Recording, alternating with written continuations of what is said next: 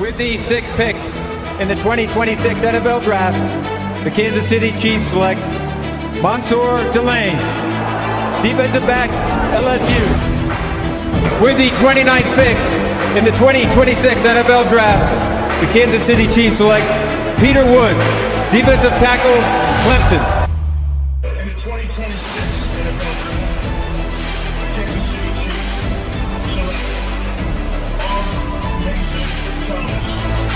With the 109th pick in the 2026 NFL Draft, Kansas City Chiefs select Jaden Kennedy, defensive back, Oregon.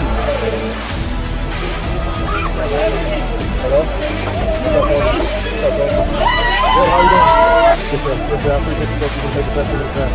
Damn, coach. I'm good. Yeah, I'm healthy. I'm ready. I'm ready. Let's do it.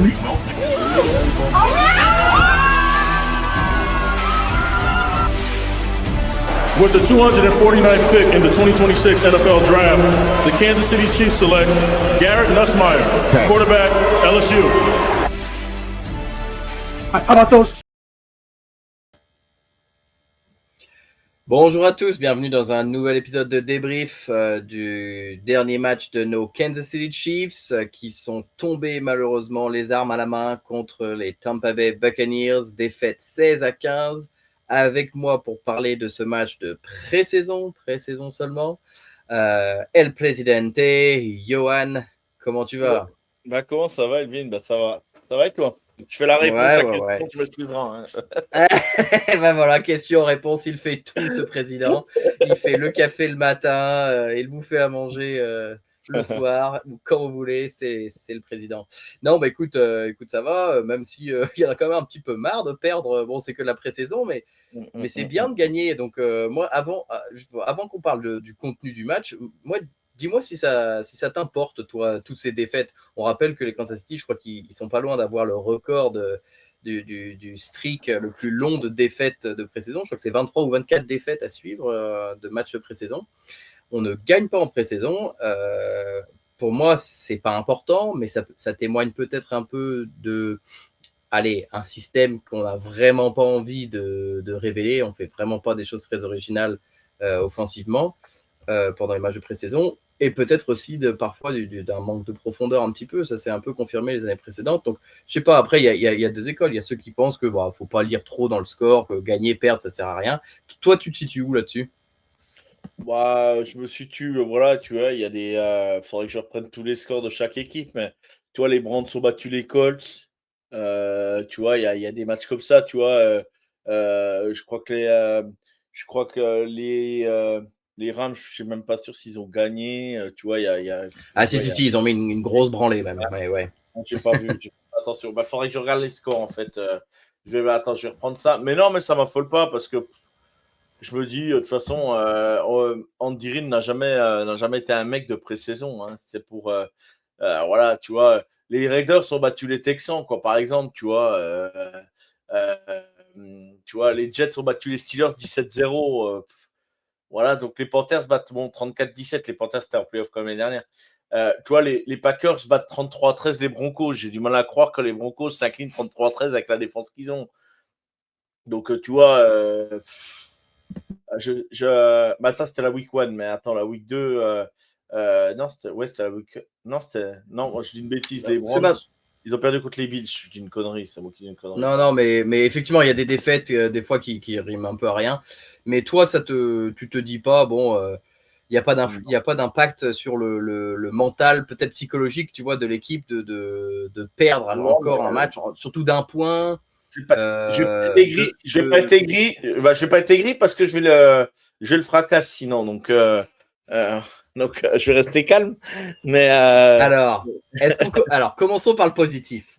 69 yards d'Harrison Butker, c'est quand même une sacrée prouesse. Est-ce que tu retires le verre à moitié plein des 69 yards ou est-ce que tu retires le fait que c'est lui qui nous perde le match? Non, mais après, on sait qu'il a un très bon pied, on sait qu'il peut tirer de loin. Bon, 69 yards, c'est quand même pas donné à tout le monde. Il avait même, je crois, 72 ou 75. Je crois que j'ai même lu 75 tellement qu'il était haut et qu'il a tapé le filet derrière. voilà, c'est très bien. Mais moi, après, c'est pour rater un extra point et puis un field goal en dessous de 40 yards. Ouais, ça me fait. Je vais rester Alors, poli, mais ça m'enquiquine. Alors après, on va dire. C'est le premier field goal de la gagne qui rate. C'est-à-dire qu'il n'a jamais raté un field goal pour la gagne ou pour l'égalisation. C'est le premier qui rate. Donc qu'il le fasse en pré-saison, à la limite, Voilà, mais c'est vrai que ça mais gâche.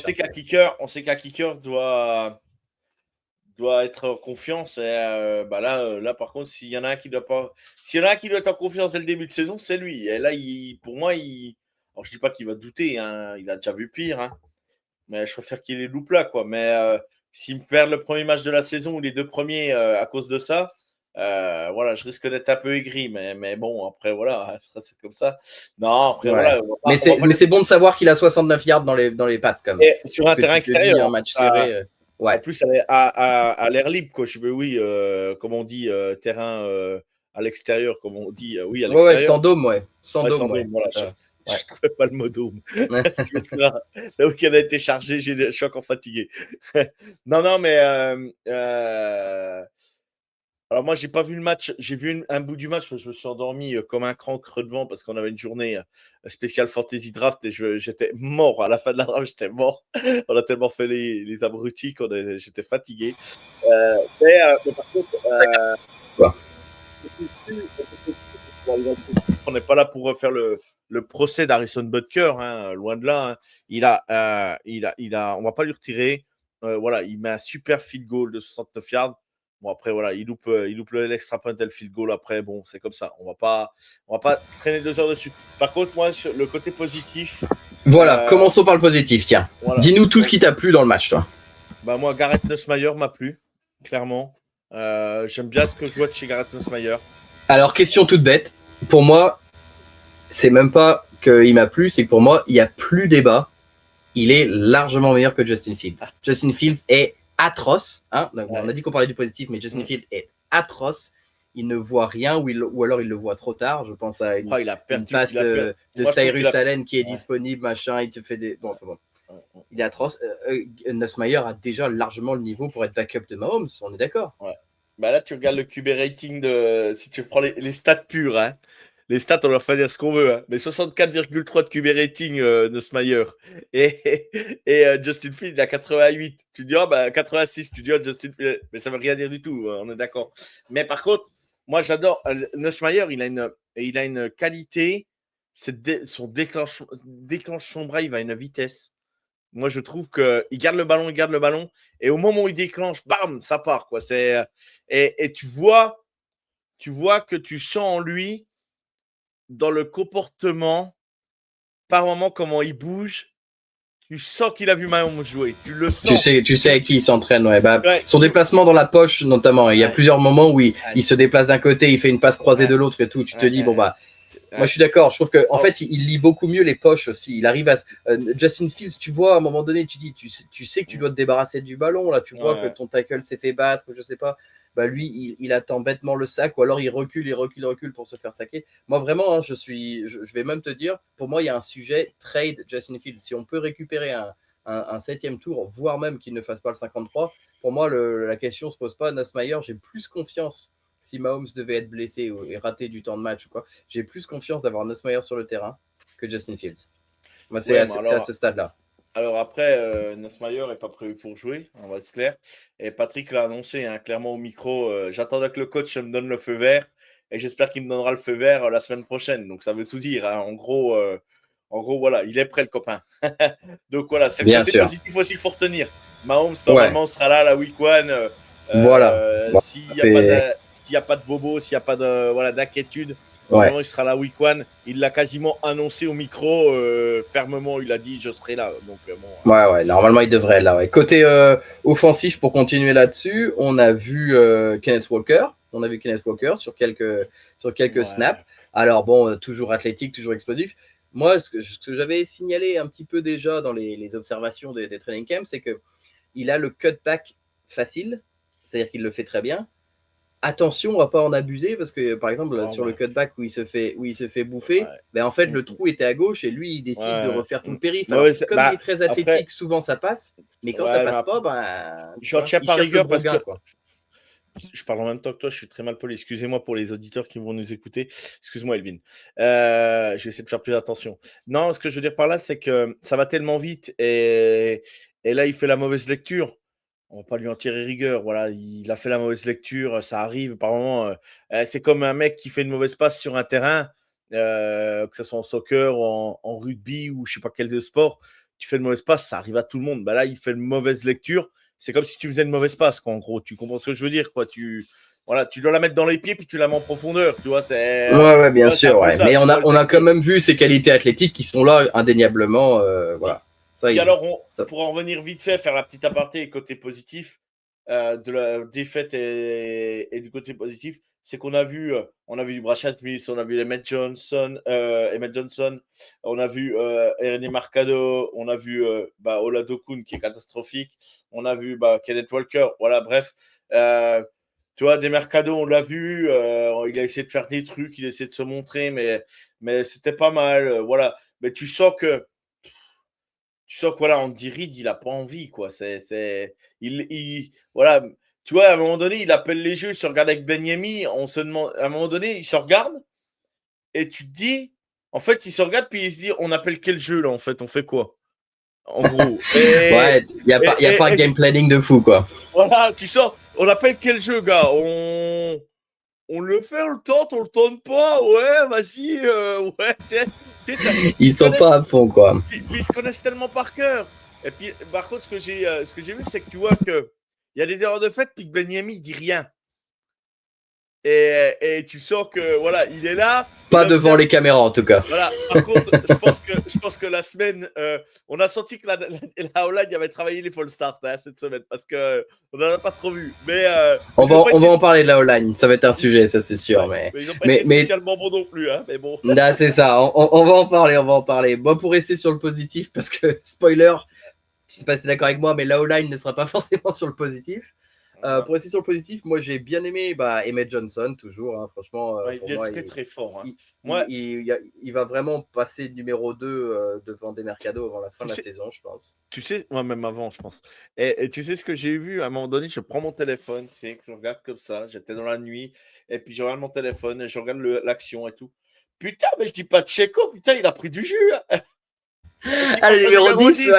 Ah oui, je me dis, mais merde, c'est plus lui, c'est plus lui. Non, en fait, c'est Tyreek Hill. En fait, non, c'est pas lui non plus. non, mais je non, dis, mais c'est vrai. Tu vois, sur les premiers impacts, tu vois, tu te dis, il rentre dans le tas, tu sais, comme faisait un peu Pacheco. Mais le problème, c'est qu'il se fait toucher 1 fois, 2 fois, 3 fois. Et il casse les plaquages. Il a vraiment cette faculté-là, c'est impressionnant. Ouais, franchement.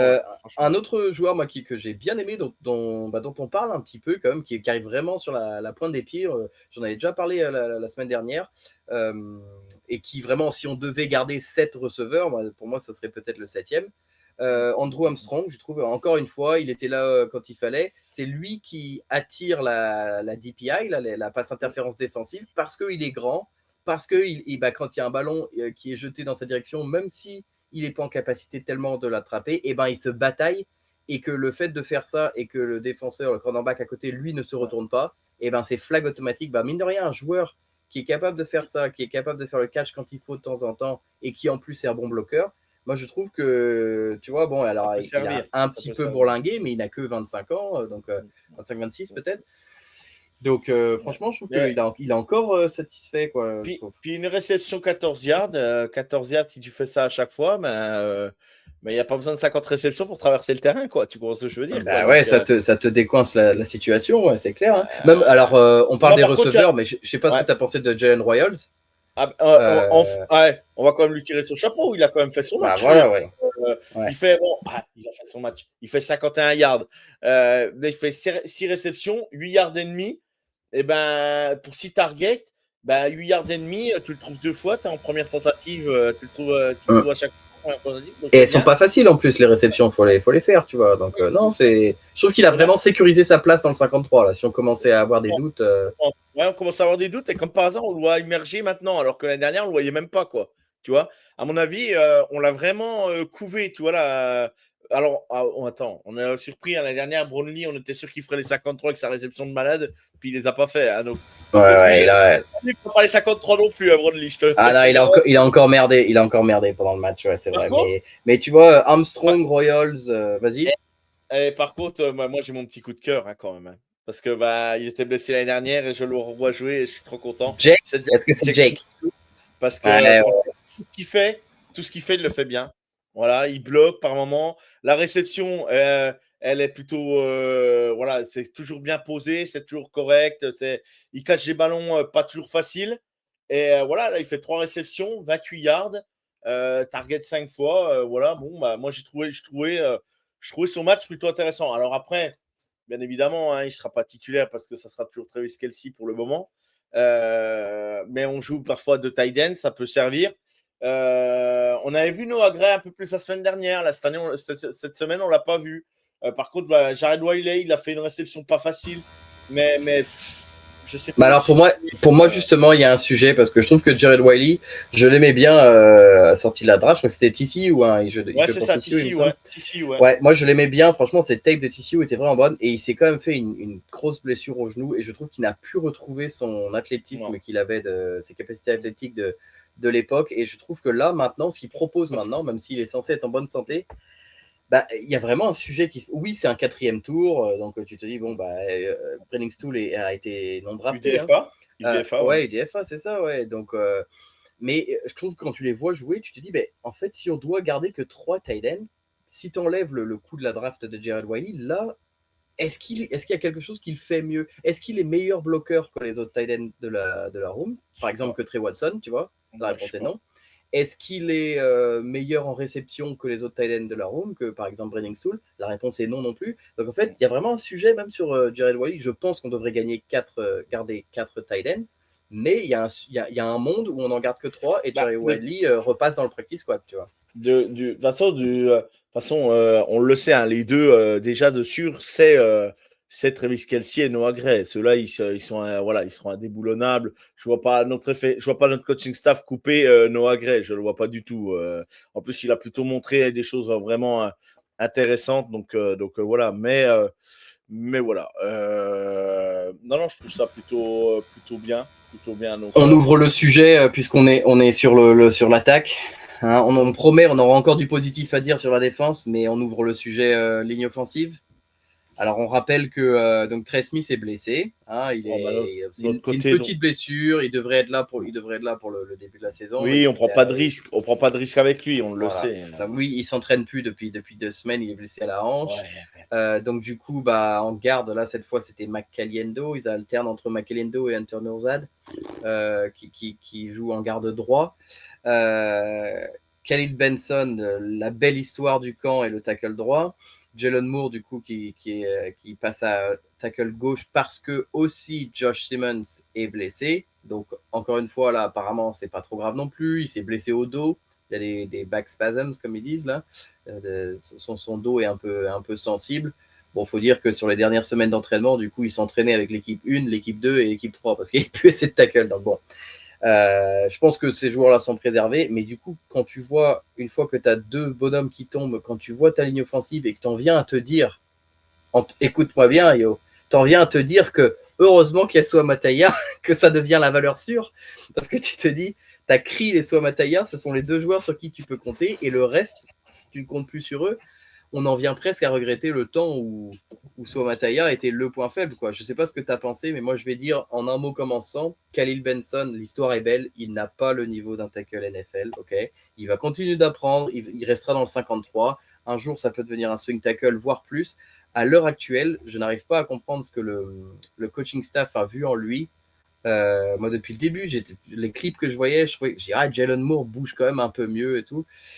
Là, Khalil Benson, ça devient vraiment alors, pour faire clair, pour moi, là, il est moins bon que Wanya Morris contre les Raiders quand il nous a pourri le match. Là, tu vois que à chaque fois ça passait. Là, il est moins bon que lui à droite. C'est plus un danger sur le côté droit de Morris. Dis-moi, toi, ce que tu as pensé de cette ligne offensive. Moi, je trouve la semaine, pour en revenir, de toute façon, voilà, on savait que Jawan Taylor, c'était pas le meilleur le numéro 1 de la ligue en tackle droit, mais il faisait le travail. On le sait. Après, le problème, c'est qu'il coûtait trop cher.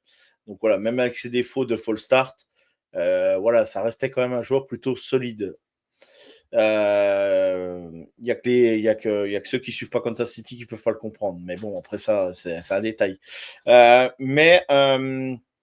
Kyle Benson, je ne vais pas lui tomber dessus parce que pour moi, la semaine dernière, il a été bon. Et là, cette semaine, il n'a pas été bon. Et je me dis, il est passé à côté de son match. Ça peut arriver aussi. Donc, faut pas non plus, tu vois, faut pas non plus tirer sur l'ambulance. Oui, apparemment, il a pris le feu. Moi, je dis, si ça sera déjà un guard remplaçant, ça sera bien. Voilà, dire que demain, il faut le mettre tackle droit. Bien sûr. Ben non, voilà. Exactement. Mais voilà, moi, ce que je veux dire par là, c'est qu'on ne va pas lui tomber dessus. C'est un UDFA. Le mec, il joue avec les titulaires par moment.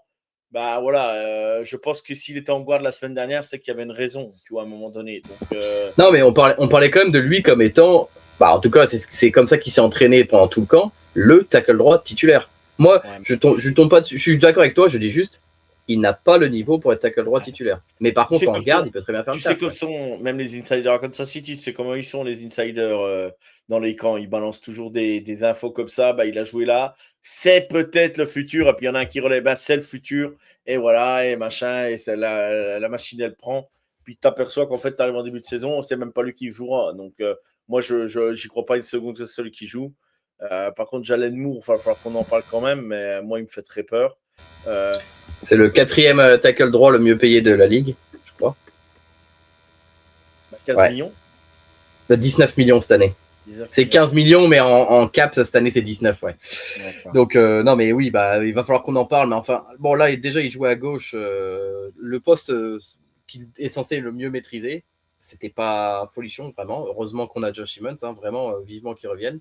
En fait, le truc, c'est que ce qu'on a vu de lui en vrai match, j'allais dire, ça n'a jamais été vraiment un danger en te disant oh là là, catastrophe. Tu vois, rappelle-toi le match contre les Lions, par exemple, ça a été presque notre meilleur match de la saison dernière. C'est la pré-saison et c'est la pré-saison. Et je me dis, est-ce que les mecs, voilà, je dis, est-ce que les mecs jouent vraiment à fond et tu sais que tu as un petit pépin ou tu as un petit bobo, tu es déjà border dans l'équipe, tu sais pas si tu vas faire les 53 ou machin, tu dois tout donner, mais si tu te blesses, tu es sûr que ta saison est finie, tu vas être cut, tu vas être machin. Donc, tu vois ce que je veux dire, en fait. Est-ce que cette pré-saison-là n'est pas non plus les joueurs, ils jouent pas le truc à fond non plus. C'est possible aussi, quoi. C'est ce que je me dis, quoi. Donc, ouais, bien sûr. Parce qu'on a combien de fois on arrive en pré-saison, on se dit, oh putain, si on joue comme ça, c'est la cata. Alors, excuse-moi pour le gros mot, Emilien, je t'embrasse, c'est Hugues. Excusez-moi pour le mot, il est sorti tout seul. Mais en fait, tu t'aperçois qu'en fait, du tout, pendant la saison, c'est pas du tout ça, quoi. Donc, pour ça que en fait, je tire pas de conclusion, en fait. J'y arrive pas, quoi. J'y arrive pas et je me dis, attendons déjà le premier match contre les Broncos et on verra. De toute façon, c'est un gros test, hein. Faudra être prêt. Hein. Ouais, c'est ça. Ouais. Eux, ils seront prêts. Nous, je sais pas. Ça, c'est clair. Mais bon, en tout cas, c'est un poste parmi d'autres. D'ailleurs, il y en a d'autres postes où on est un petit peu plus léger. Je pense à safety, par exemple, où N'Manque-Pas a joué beaucoup de snaps de par la blessure de Alohi Gilman juste avant le match. Pareil, back spasms aussi, petite blessure au dos, pas trop grave, mais du coup, on a beaucoup vu N'Manque-Pas. Shamari Connor qui était un petit peu blessé les dernières semaines. Donc ça, c'est des positions, linebacker, pareil, une fois que tu as tes starters qui tombent, Cochrane étant out pour la saison, derrière Bolton et Tranquil, c'est un petit peu léger. Je pense que Bassa a gagné son duel face à Cooper McDonald pour prendre les snaps. Mais ça fait partie des positions, des postes où c'est pas impossible qu'on se positionne sur le waiver wire, parce qu'on rappelle qu'en ayant drafté en 6, du coup, on est 6e pour réclamer les joueurs qui ont été coupés, qui n'ont pas fait les rosters des autres équipes. Alors qu'avant, on était un peu dernier sur le waiver wire, là, on va être tout au début pour se positionner sur des joueurs coupés. Donc ça, ce sera un truc à surveiller après le 3e match de pré-saison. Est-ce qu'on va en réclamer quelques-uns sur le wire, quoi. Et la ligne offensive, je pense que ça peut être un endroit où on va chercher un peu de profondeur. Oui, un peu de profondeur, mais ça ne sera pas trop. Si on va sur le waiver chercher un mec pour qu'il soit titulaire, c'est qu'à un moment donné, on a un gros problème. C'est qu'on a un gros problème. Sera pour remplacer un Caliendo et un Ourzad, un truc comme ça, quoi. Mais bon, contre, après, côté défense, il y a quand même des trucs positifs. Juste pour finir, je touche du bois. Mais Creed, faut surtout pas qu'il se blesse, parce que là, on n'est pas bien. Ah bah c'est lui qui tient, c'est lui qui tient bah, à bout de bras c'est la le centre baraka, de lui. la Hein, ligne. Ouais, il tient la baraque, ouais. Ouais, c'est vrai. Mais ouais, je disais côté défense, il y a quand même eu des choses positives. Je sais pas si toi ça t'a plu aussi. Moi j'ai trouvé que Armason Thomas, qui du coup, bah, vu que notre pauvre Ashton Gillotti là, il s'est encore blessé, il s'est fracturé mais il a le pas de pied bol. T'as là. vu le contact qu'il fait à l'entraînement pour se péter? Ouais, c'est C'est vraiment rien, pas hein. de bol. Hein, C'est rien, mais putain. fracturer la plante de pied, je sais pas trop On quoi embrasse là. sa maman qui nous suit, qui nous follow. Exactement, sur Chiefs France qui nous a liké. Donc merci maman Gilotti, c'était cool, mais bon, ça a apporté la poisse du coup, parce qu'il se blesse Ouais. le jour même. Mm. Mais Ouais. ouais, du coup, vu que lui il est plus là, on a vu que Mason Thomas, bah, il se retrouvait à avoir pas mal de snaps en défense. Et waouh, son get-off, quand il explose de la ligne au moment du snap, ça fait longtemps qu'on n'avait pas eu un defensive end qui partait aussi Non, bah, vite c'est comme ça. sûr. Bah, Là, on le vraiment, savait, mais... franchement, ça m'a beaucoup plu ce que j'ai vu dans Mason Thomas. Je l'ai vu à un moment donné sur le sac de. Je sais plus si c'est Félix Ozama ou lui, mais ils font un stunt, donc c'est-à-dire les deux linemen qui croisent, en fait, qui échangent de couloir de pass rush.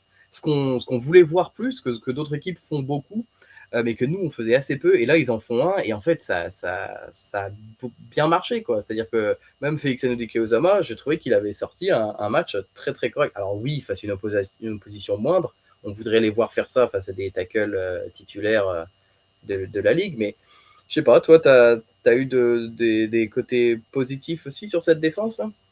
Oui, bah, on va pas ôter ce qu'a fait Félix Ozuma. Il l'a fait plutôt très bien. Hein, il a fait un bon match. Par contre, Jadon X, on va s'en servir comme Trent McDuffie.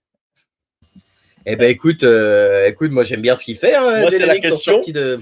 Moi, c'est la question Ah, parce que j'ai cru que c'était McDuffie qui vu les qui sacoches, était retenu, qu'il quoi. Hein. met quand il sort de son backfield, là, vu les sacoches qu'il met, purée. Je suis tombé dessus, vous savez, par rapport au fameux geste qu'il avait fait face à George Pickens. Mais là, quand il va péter le quarterback en face, là, sur le blitz, là, tu te dis, putain, Ouais. mais est-ce qu'on n'a pas trouvé... Non, mais il enchaîne les bonnes performances. Bah, en même temps, il n'a pas trop le choix s'il veut jouer. Hein. Il n'a pas trop le choix, le copain. Mais Ouais. je veux dire, s'il a... Est-ce que notre cher Spagnolo a pas trouvé le joueur qu'il voulait pour remplacer McDuffie sur certains packages?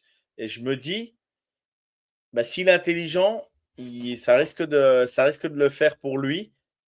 Mais par contre, derrière, ça veut dire qu'il va jouer. Faut que le mix il fonctionne parce que sinon on est mort. Hein.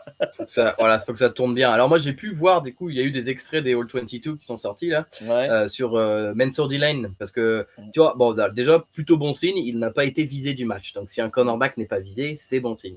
Mais voilà, notre first round pick faisait ses débuts en NFL, et de ce que j'ai vu, donc quand tu revois toutes ces actions là, tu sens il capte hyper vite au niveau de ses déplacements là où il doit aller. Alors là, ce qu'on a vu pendant la diffusion du match, c'est quand il fonce tête baissée là sur le joueur. Bon, il rate son plaquage, mais ça a quand même ralenti et ça a aidé son copain pour pouvoir le plaquer. Mais la reconnaissance des plays très rapides, ça témoigne d'une bonne football IQ. Donc pareil, lui, il faudra compter sur lui aussi, sur Mansour Lane. Le seul truc, moi, qui m'a fait sortir de mes gonds, c'est qu'en regardant le résumé de ses plays, tu vois qu'il a été utilisé comme gunner sur un punt.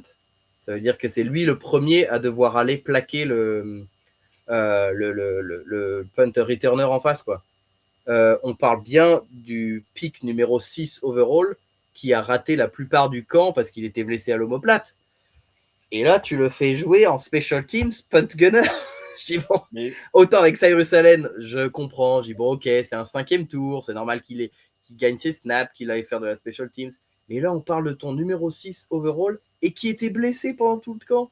Dave Taube, franchement, je pense que je l'aurais tripé en voyant ça. Mais bon, c'est. Mais il l'avait dit lors du camp. Hein. Il serait en bonne santé, il serait dans l'équipe spéciale, comme tout le monde a fait. Mais bon, bref, qu'est-ce que je te dis? Moi, je ne dirais rien là-dessus. Je suis pas coach. Moi, voilà, c'est Andy Reid le coach. Si Andy Reid dit, faut le faire.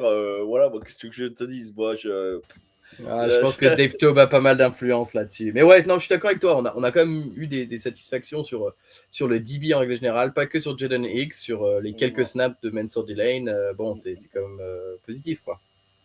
Non, puis même, il y a par moment, il y a même Noel Williams, on a vu des choses intéressantes, même si ça ne se reproduit pas au niveau des stats, j'ai trouvé des choses intéressantes.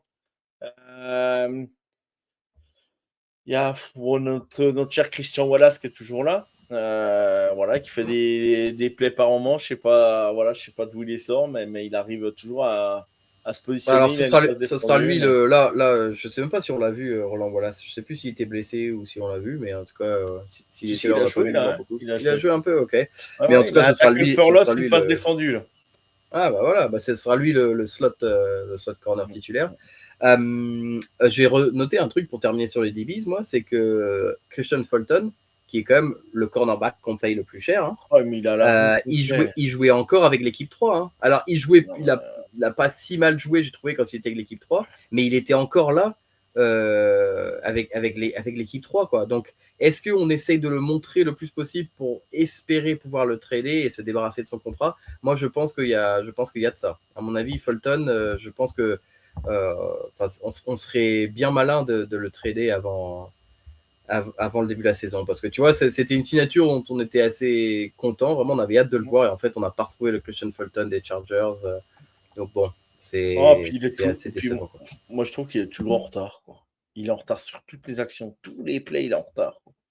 L'action elle dure un peu, alors on sait que c'est pas évident pour un corner et tout, mais à chaque fois il est dans le zag, il arrive 30 secondes, pas 30 secondes après, mais 3 secondes après que la passe a été faite, il est à 3 mètres du gars, ouais, c'est compliqué, je trouve, c'est compliqué.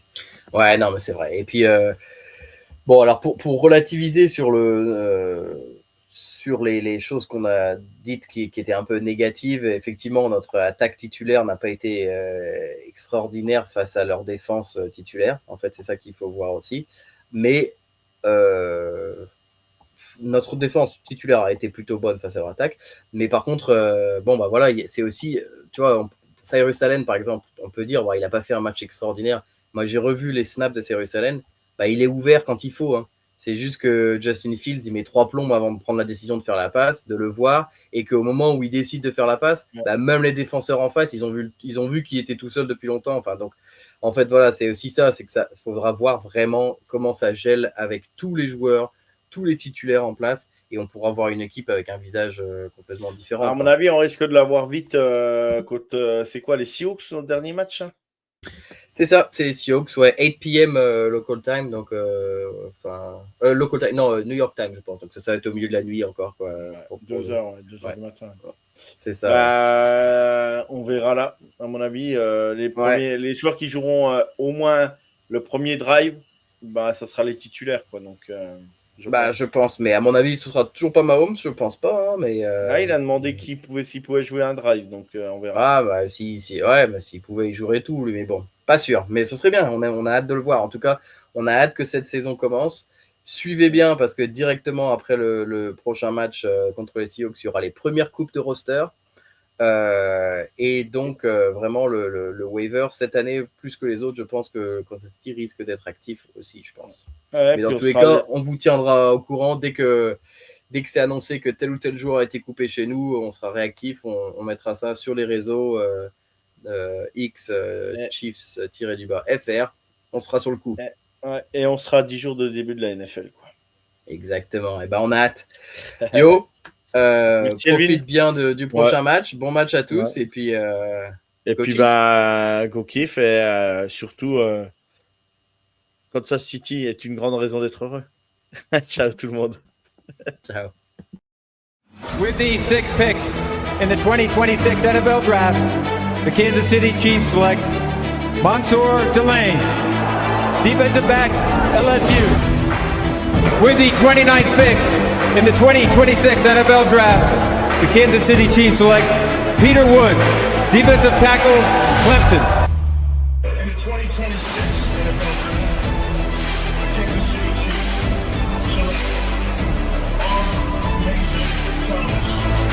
With the 109th pick in the 2026 NFL Draft, Kansas City Chiefs select Jaden Kennedy, defensive back, Oregon.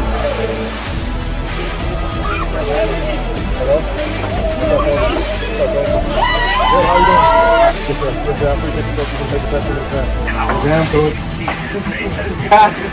I'm good. Yeah, I'm healthy. I'm ready.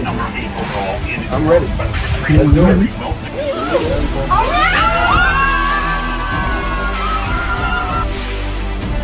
With the 249th pick in the 2026 NFL Draft, the Kansas City Chiefs select Garrett Nussmeier, quarterback, LSU. How about those Chiefs?